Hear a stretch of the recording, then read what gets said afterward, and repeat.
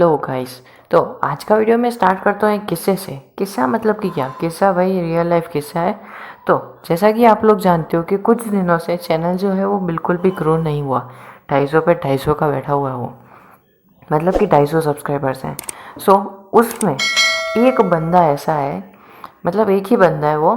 तो वो क्या करता है, मेरे चैनल को सब्सक्राइब करता है, फिर वापस अनसब्सक्राइब करेगा, फिर सब्सक्राइब, फिर अनसब्सक्राइब। कौन है ये लोग? कहां से आते हैं ये? 249 250 249 250 249 250। अगर ये कोई और होता, अगर बहुत सारे जने होते और मतलब कॉन्सिडेंसली अगर कोई एक एक सब्सक्राइब कर रहा है और दूसरा अनसब्सक्राइब कर रहा है, अगर ऐसा होता तो भाई नंबर थोड़ा बहुत तो इंक्रीज़ होना चाहिए था। 242 होना चाहिए था इतना कम, या फिर 252 होना चाहिए था, कुछ तो मतलब हाई डिफरेंस आना चाहिए था ना। पर नहीं, 249 से 250 बस यही उसकी रेंज है। तो भाई कौन वो बंदा है, प्लीज़ अगर वो वीडियो ये देख रहा है, प्लीज़ नीचे कमेंट में आओ, मुझे बताओ कि क्या दिक्कत है, क्या तकलीफ़ क्या हो रही है आपको। क्योंकि इतना खतरनाक वाला ना भाई, जले पे नमक किसी ने नहीं छिड़ा है मेरे आज दिन तक। मतलब गजब। एक तो एक महीने से चैनल जो है वो ग्रो हो ही नहीं रहा है। 250 के 250 सब्सक्राइबर है, और तो और ऊपर से ऐसा नमक, हर एक घंटे के अंदर सब्सक्राइब अनसब्सक्राइब, सब्सक्राइब अनसब्सक्राइब। गजब यार। अगर कोई भी तकलीफ़ आ रही है, आप बेझिझक नीचे कमेंट बॉक्स में बताओ कि आखिर तकलीफ़ क्या हो रही है। प्लीज़ यार, ये अब मुझसे और नहीं सहा जाएगा। प्लीज़ नीचे कमेंट में कर दो अगर वो ये वीडियो देख रहा है तो। Thank you. तो चलिए शुरू करते हैं। सो व्हाट्सअप गाइस, मैं हूँ धीरज, स्वागत करता हूँ आपका मेरे एक और नए वीडियो के अंदर। तो जो लोग नए हैं, वीडियो को सब्सक्राइब, वीडियो को लाइक, चैनल को सब्सक्राइब, वीडियो और चैनल दोनों को ही अपने फ्रेंड्स के साथ शेयर करो। So thank you. शेयर करोगे तो दुआ मिलेगी यार मेरी, तो प्लीज़ शेयर कर दो। और फ्रेंड का रिस्पॉन्सिबिलिटी होती है कि वो अपने फ्रेंड की हेल्प करे। सो प्लीज़ इसको शेयर करो यार, क्योंकि चैनल बहुत डाउन जा रहा है। एंड आई होप सो कि ये वीडियो जो है वो यूज़फुल रहेगा। तो जो लोग मेरे पुराने व्यूअर्स हैं, मैं उनको कुछ बताना चाहता हूँ। तो देखो, चैनल जो है वो बिल्कुल भी ग्रो नहीं हो रहा। मुझे पता है कि मैं इस वीडियो में बहुत बार चैनल ग्रो नहीं हो रहा, ग्रो नहीं हो रहा बोल चुका हूँ, पर क्या करूँ, दिल का दर्द है, बाहर निकल रहा है, सुनना तो पड़ेगा। तो शायद इसकी वजह ये है कि कब से अगर मैं वीडियो अपलोड कर रहा हूँ तो वो एक ही टॉपिक पे हो रहा है, अलग अलग टॉपिक नहीं हो रहा। जब हमारा चैनल फुल पे था, मतलब जब वो उसके फुल पोटेंशियल पे था, डेली के 10 सब्सक्राइबर्स, 20 सब्सक्राइबर्स भी आए, कभी कभी 5 सब्सक्राइबर्स भी आए, तब मैं अलग अलग टॉपिक्स के वीडियो डालता था। मतलब कभी केमिस्ट्री, कभी फिज़िक्स, कभी मैथ्स, कभी इंग्लिश। तो उस टाइम वो अच्छे से ग्रो हो रहा था। तो ये एक वजह उसकी ये भी हो सकती है कि अभी मैं कंटिन्यूसली एक ही टॉपिक पे डाल रहा हूँ। दूसरी वजह ये हो सकती है कि ऑनलाइन क्लासेस बंद हो गई हैं, ऑफलाइन क्लासेस स्टार्ट हो गई है। तो एक फर्स्ट ग्रेड के टीचर महान आचार्य होता है और वो हमको मिल रहा है स्कूल में, तो हम यूट्यूब पे आके मेरे जैसे थर्ड ग्रेड टीचर के साथ क्यों पढ़ेंगे। सीधी सी बात है ना यार। तो ये दो वजह, मेरे ख्याल से ये दो ही वजह हो सकती है और कुछ नहीं हो सकता। तो मैं इसमें से फर्स्ट और सेकंड वाली वजह का कुछ नहीं कर सकता। और मैं बहुत सारे टीचर, मतलब सभी टीचर्स की मैं बहुत ज़्यादा रेस्पेक्ट करता हूँ कि उनसे महान टीचर कोई नहीं हो सकता। मैं तो बस छोटा सा, मतलब टीचर कहलाने के भी मैं लायक नहीं हूँ। मैं बस एक हेल्पर, या हेल्पर स्टूडेंट फ्रेंड, बस। और फर्स्ट वाली जो चीज़ है उसका मैं ज़रूर कुछ कर सकता हूँ। डेली नए टॉपिक का वीडियो आएगा, बोरियत भी नहीं लगेगा, और तो और ग्राफिक्स तो यही है। तो मेरे एनालाइज के हिसाब से कल वाले वीडियो के अंदर मैंने जहाँ तक ग्राफिक्स डाली थी वहीं तक देखा, उसके आगे देखा ही नहीं भाई। मैंने एक 1.19 तक मैंने ग्राफिक्स डाली थी, ठीक है, तो वहाँ तक देख लिया, फिर उसके बाद उसके आगे बंद करके चले गए। गजब यार। मतलब ग्राफिक्स नहीं डालूंगा तो देखोगे भी नहीं। ग्राफिक्स देखने आते हो या फिर मेरा वीडियो। गजब बेइज्जती यार, लिटरली। सो वट एवर, क्या ही कर सकते हैं यार। तो वीडियो को स्टार्ट करते हैं। तो ये है केमिकल। देखो, अगर वीडियो के बीच में ऐसी अगर वॉइस आ रही है तो वो वॉइस नहीं है जो आप समझ रहे हो। ये स्क्रीन के ऊपर मेरी फिंगर जो है उससे मैं इसको स्क्रॉल कर रहा हूँ, तो उसकी ये वॉइस आ रही है। तो इसको कुछ उल्टा फुल्टा मत समझ लेना क्योंकि मैं जानता हूँ कि क्या समझ सकते हो आप लोग, ब्रेन बहुत ही ज़्यादा शार्प है। सो chemical reaction and equation phase 4 का रिवीजन। फेज़ 4, हाँ फेज़ 4, क्योंकि टर्म 1 आने वाले हैं और अभी तक अगर अपन रिवीजन कर लेते हैं कंप्लीट तो ठीक रहता हमारे लिए। ठीक है, तो रिवीजन ये 1 शॉट है, इसके अंदर मैं पूरे चैप्टर का रिवीजन करा रहा हूँ एकदम शॉर्ट के अंदर। और ये हमारा पूरा एक माइंड मैप है और इसकी जो स्क्रीनशॉट है वो डिस्क्रिप्शन में है। पर रुको रुको रुको, डिस्क्रिप्शन के ऊपर एक स्पेशल टाइप का कुछ है, तो डिस्क्रिप्शन की परमिशन बहुत कम लोगों को ही मिलेगी, सिर्फ उन लोगों को मिलेगी जो मुझे एक स्पेशल कोड बताएंगे। और वो स्पेशल कोड क्या है, वो स्पेशल कोड ऐसे तो नहीं बताऊंगा मैं, वीडियो के बीच में बताऊंगा मैं। जो मुझे आके वो कोड बताएगा, देखो जैसे आप उस लिंक के ऊपर क्लिक करोगे उसको पूछे वहाँ पे आएगा कि आस्क आत्मन learner to open this to allow you to open this file. तो आप आस्क करोगे तो मुझे पता चल जाएगा, हाँ ठीक है भाई ये पूछ रहे हैं, फिर मैं आपके पास आऊँगा, बताओ भाई कोड बताओ, पता होगा आपको तो फिर मैं आपको अलो कर दूँगा। मजाक कर रहा हूँ यार, ऐसा आप लोगों के साथ करूँगा क्या मैं? ना नहीं, फ्री है बिल्कुल यार, क्या ले लो।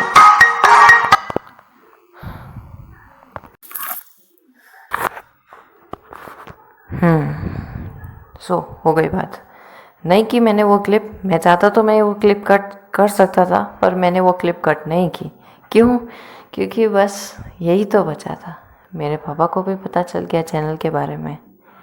अब चैनल कंटिन्यू रहेगा कि नहीं रहेगा कोई भी नहीं जानता, लिटरली मैं भी नहीं जानता। तो अगर डिलीट करना पड़े तो सॉरी, ऐसे भी ग्रो तो हो ही नहीं रहा। चलो क्या पता ये लास्ट वीडियो हो, ठीक है, इसी लास्ट वीडियो के हिसाब से इसको कंटिन्यू रखते हैं। नहीं मतलब लास्ट वीडियो तो नहीं, पर फिर भी अपन इसको कंटिन्यू रखते हैं, ठीक है। पर यार अब देखो यार, अब उनको पता चल गया पापा, अब देखो पापा को पता चल गया, तो भाई अब चैनल को तो ग्रो करना पड़ेगा कैसे भी करके, कुछ भी करके। क्योंकि क्या है कि अगर 250 के 2.5 महीने तक रहे ना तो ये बंद हो जाएगा। फिर कहोगे हाँ कोई बात नहीं, 2.5 महीने तक तो हमारे टर्म 1 हो ही जाएंगे। ऐसा नहीं चलता यार, मेरे बारे में भी सोचो। ठीक है स्टार्ट कर रहा हूँ। तो ये हमारा केमिकल रिएक्शंस एंड इक्वेशंस, ठीक है। इसके अंदर मैं सारे पार्ट्स कवर कर रहा हूँ, पर सबसे पहले कुछ बेसिक्स देख लेते हैं। तो केमिकल रिएक्शंस के सिग्नल्स क्या क्या है, जैसा कि चैप्टर बहुत बार पढ़ ही चुके हो। तो सबसे पहला ये है कि इवोल्यूशन ऑफ गैस। किसी भी रिएक्शन के अंदर सबसे पहले गैस इवॉल्व होती है। मतलब अगर गैस इवॉल्व हो रही है तो हमको पता चल जाता है हाँ यहाँ पे एक रिएक्शन हो रहा है। ये वो पॉइंट्स हैं जिनसे हमको पता चलता है कि कुछ भी अगर हमारे सामने हो रहा है, कुछ भी, वो रिएक्शन है या फिर क्या है, उसके बारे में ये पता लगाता है। अगर वहाँ पे गैस निकल रही है, गैस इवॉल्व हो रही है, तो वो है हमारा एक केमिकल रिएक्शन। फिर उसके बाद चेंज इन कलर, अगर किसी सब्सटेंस में चेंज इन कलर हो रहा है तो वो भी हमारा रिएक्शन है, जैसे कि लिटमस पेपर और एसिड, लिटमस पेपर और बेस। फिर इसके बाद आता है हमारा change of state. Change of state जैसे कि हम लोग, जैसे वाटर है उसको हम लोग हीटअप करते हैं या फिर इलेक्ट्रिसिटी दे के हम लोग हीटअप करते हैं तो वो गैसियस में चेंज हो जाता है, तो वहाँ पे भी एक रिएक्शन हो रहा है। अब आता है फॉर्मेशन ऑफ पीपीटी। पीपीटी की फॉर्मेशन होती है, कहाँ पे होती है? AgNO3 NaCl के अंदर पीपीटी की फॉर्मेशन होती है। इस रिएक्शन का एक और नाम है क्या? Double displacement. फिर इसके बाद आता है एनर्जी चेंजेस, यानी कि एनर्जी अगर लो है तो हाई हो जाती है, हाई है तो लो हो जाती है, या फिर कहीं कहीं बार तो कांस्टेंट भी रह जाती है। तो ये 1 2 3 4 एंड 5, तो ये है हमारे पांचों पांडव जिससे हमको पता चलता है कि यहाँ पे एक रिएक्शन हो रहा है, ठीक है। अब ये कैरेक्टरिस्टिक्स ऑफ अ रिएक्शन, तो यहाँ पे ना कैरेक्टरिस्टिक्स बताइए एक रिएक्शन की, ठीक है। तो सबसे पहला क्या है कि रिएक्टेंट्स, ठीक है। रिएक्टेंट्स क्या होते हैं? रिएक्टेंट्स मतलब ऐसा समझ लो कि आप कोई मतलब कोई डिश बना रहे हो, उस डिश के अंदर जो रेसिपी है वो हमारे रिएक्टेंट्स हैं, ठीक है। अब प्रोडक्ट्स क्या क्या है? तो भाई प्रोडक्ट्स तो देखो नाम से पता चल रहा है कि प्रोडक्ट्स यानी कि वो न्यू सब्सटेंस है जो आपके रेसिपी या फिर रिएक्टेंट से बना है, ठीक है। इतना क्लियर। अब इसके बाद आता है हमारा एनर्जी। तो एनर्जी के टाइप से भी होता है, जैसे कि यहाँ पे थर्मल एनर्जी होता है, इलेक्ट्रिकल एनर्जी होता है, लाइट एनर्जी जिसको हम लोग फोटो एनर्जी भी कहते हैं, ठीक है। और यहाँ पे जैसा कि हमारे ये बल्ब हैं प्यारे से, पता नहीं कौन सी हेड में से उठाया है इनको, पर फिर भी बल्ब है। फिर breaking and making of bonds, तो भाई इसके अंदर बॉन्ड्स बन भी सकते हैं और टूट भी सकते हैं, ठीक है। अब ये तो हो गई भाई कैरेक्टरिस्टिक्स, ठीक है। और हमको ये भी पता चल गया कि रिएक्शन कब होता है, कैरेक्टरिस्टिक्स भी पता चल गई। अब इस रिएक्शन के अपन कुछ टाइप पढ़ते हैं। तो ये हमारे वेस्ट बंगाल के शेर द वेस्ट बाबू मोशा है, ये हमको बता रहे हैं कुछ टाइप्स, मैं भी बता रहा हूँ। तो सबसे पहले आता है कॉम्बिनेशन रिएक्शन, ठीक है। कॉम्बिनेशन रिएक्शन जो है सबसे फर्स्ट रिएक्शन है। क्यों? क्योंकि देखो ये सबसे इजी है। इसके अंदर या तो कोई भी दो एलिमेंट, दो कंपाउंड, या फिर एक कंपाउंड और एक एलिमेंट कंबाइन होके एक सिंपल, एक ही, यहाँ दो नहीं बनाते। और यार ये क्या हो गया, अरे अच्छा मेल आईडी दिख गई मेरी, नहीं पर वैसे भी कोई बात नहीं, वो मेल आईडी तो वैसे भी डिस्क्रिप्शन में दिख ही रही है, ये हो जाता है यार कभी कभी। तो देखो इसके अंदर या तो एलिमेंट से एलिमेंट मिलके एक कंपाउंड बनाएगा, तो यहाँ पे कॉम्बिनेशन रिएक्शन में एक सिंपल कंपाउंड बनता है, यानी कि सिर्फ एक ही कंपाउंड बनेगा, दो या दो से ज़्यादा नहीं बनेंगे, एक ही कंपाउंड बनेगा। देखो इसके अंदर भी एक ही बन रहा है, ये इसके अंदर भी एक ही बन रहा है, और इसके अंदर भी एक ही बन रहा है, देख लो समझ लो, ठीक है। इसको मैं हटा देता हूँ तो एक ही बन रहा है, ये इसके अंदर भी एक ही बन रहा है। तो चाहे वो एलिमेंट से एलिमेंट हो, कंपाउंड से कंपाउंड हो, या फिर कंपाउंड और एलिमेंट दोनों ही क्यों ना हो, कंपाउंड बनेगा और एक सिंगल कंपाउंड बनेगा, ठीक है। ये बात तो समझ में आ गई कि एक मॉलिक्यूल प्लस दूसरा मॉलिक्यूल प्लस दूसरा molecule is equals to combination of both, ठीक है। आ गया समझ में? वैसे भी ये बहुत इजी था यार, सबसे इजी ये वाला ही है। फिर इसके बाद आता है हमारा डीकम्पोजिशन, ठीक है। डीकम्पोजिशन में क्या होता है, डीकम्पोजिशन जो है वो कॉम्बिनेशन का बिल्कुल ही अपोजिट है, ठीक है। कॉम्बिनेशन का जो है बिल्कुल ही अपोजिट है। कॉम्बिनेशन के अंदर क्या होता था, दो एलिमेंट, अपन एलिमेंट्स कंपाउंड्स को सब्सटेंस मान लेते हैं, ठीक है, या फिर रिएक्टेंट्स मान लेते हैं। दो रिएक्टेंट्स मिलके एक प्रोडक्ट बना रहे हैं, पर यहाँ पे ऐसा हो रहा है कि जो कॉम्बिनेशन रिएक्शन में जो एक प्रोडक्ट था ना, वो यहाँ पे रिएक्टेंट है, और वो रिएक्शन के बाद दो प्रोडक्ट्स बना रहा है, यानी कि वो डिकम्पोज हो जाता है। अब ये जो डिकम्पोजिशन है ये होती है हमारी तीन टाइप्स के अंदर। सबसे पहली है फोटो डिकम्पोजिशन, यानी कि जो लाइट के थ्रू होती है। लाइट में एक ही आती है हमारी सनलाइट, बेसिकली वही आती है, ठीक है। तो इसमें हम लोग एग्जांपल लेते हैं एजी और बीआर का। सबसे कॉमन बाबा आदम के ज़माने से चल ही रहा है, एजी और बीआर का सबसे इजी भी है। एजी और बीआर दोनों अलग अलग हो जाते हैं। फिर आता है हमारा इलेक्ट्रोलाइसिस। इलेक्ट्रोलाइसिस के अंदर क्या होता है कि वाटर को हम लोग इलेक्ट्रिसिटी के थ्रू पासेस करते हैं, तो ऑक्सीजन चला जाता है हमारा एनोड के साइड, और हाइड्रोजन जो है वो चला जाता है कैथोड के साइड। तो दोनों ही फिर अलग अलग हो जाते हैं। तो इसके अंदर भी ये वाटर जो है वो डिकम्पोज हो जाता है दो पार्ट्स के अंदर, ठीक है। तो ये इसके पीछे जो लाइसिस आ रहा है ना, लाइसिस का मतलब ही डिकम्पोजिशन है, मतलब कि डिकम्पोजिशन बाय इलेक्ट्रिसिटी। अब यहाँ पे आ रहा है थर्मल डिकम्पोजिशन, हम लोग इसको थर्मल लाइसिस भी कहते हैं, ठीक है। तो यहाँ पे क्या है, यहाँ पे फिर से वही H2O will give Hg है यहाँ पे HgO प्लस O2। Hg क्या होता है वो मुझे कमेंट बॉक्स में बताओ। सुना सुना तो लग रहा है Hg, देखो P भी तो लीड होता है, Hg क्या हो सकता है, मुझे कमेंट बॉक्स में ज़रूर बताना कि Hg क्या हो सकता है, मैं वेट करूँगा, ठीक है। तो ये हो गया हमारा डिकम्पोजिशन। फिर आता है हमारा डिस्प्लेसमेंट, ठीक है।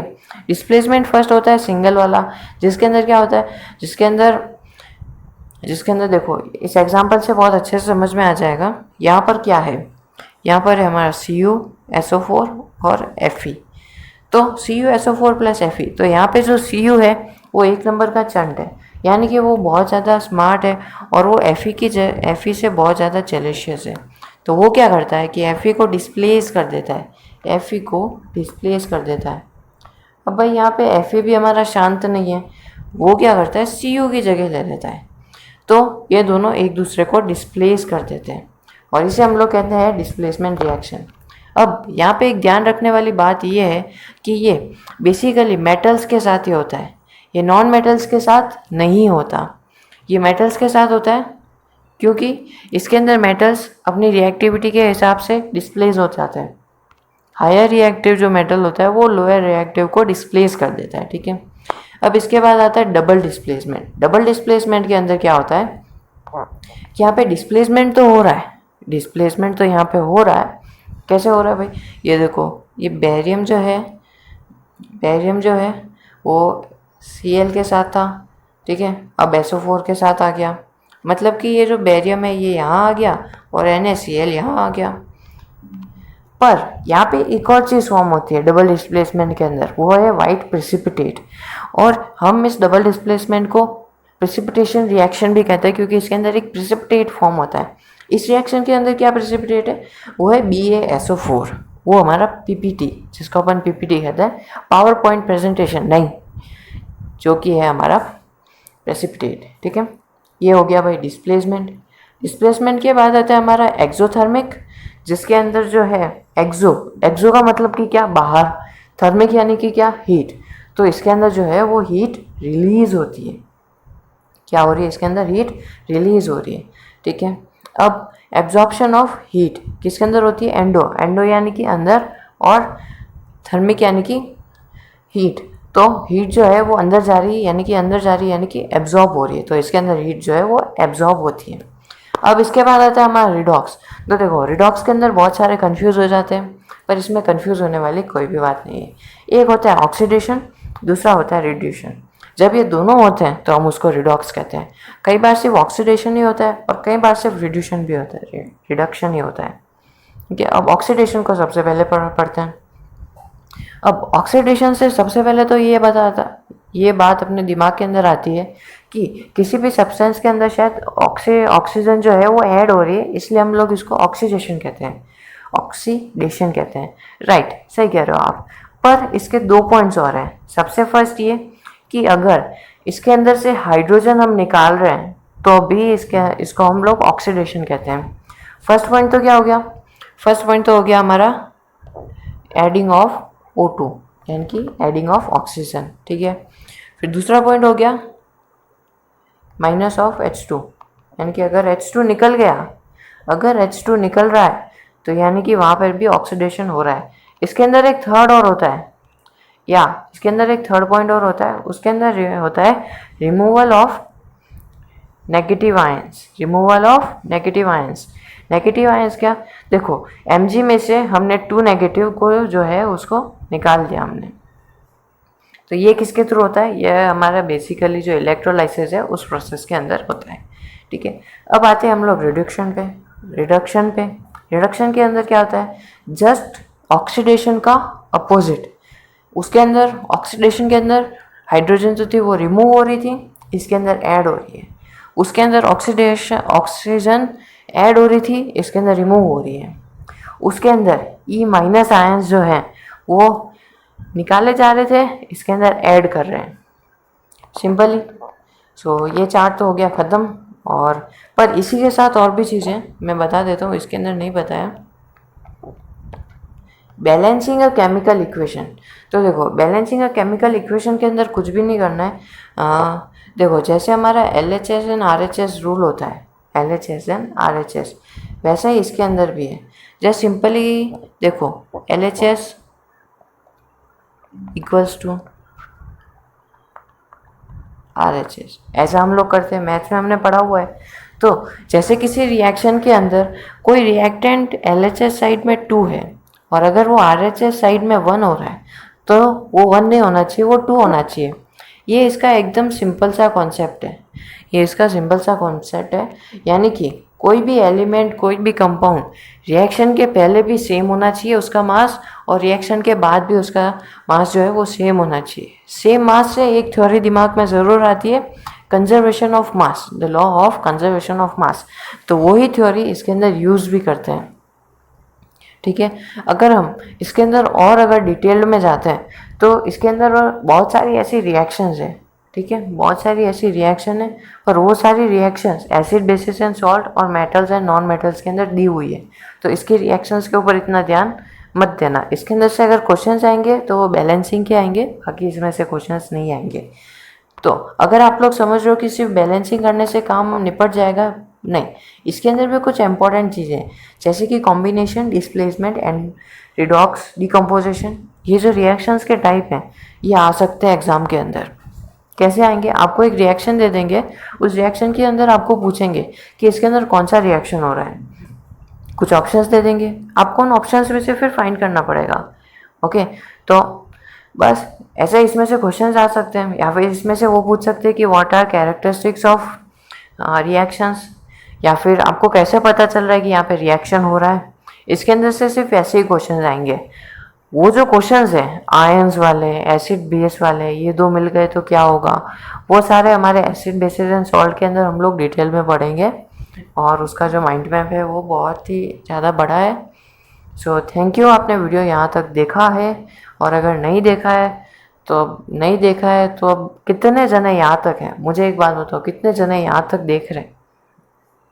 जो देख रहा है ना, नीचे कमेंट में जाके लिटरली सच में, हाँ, मेरी खुशी के लिए नहीं, सच में जाके नीचे लिख देना, हैशटैग ऐसे होता है ना, हाँ, हैशटैग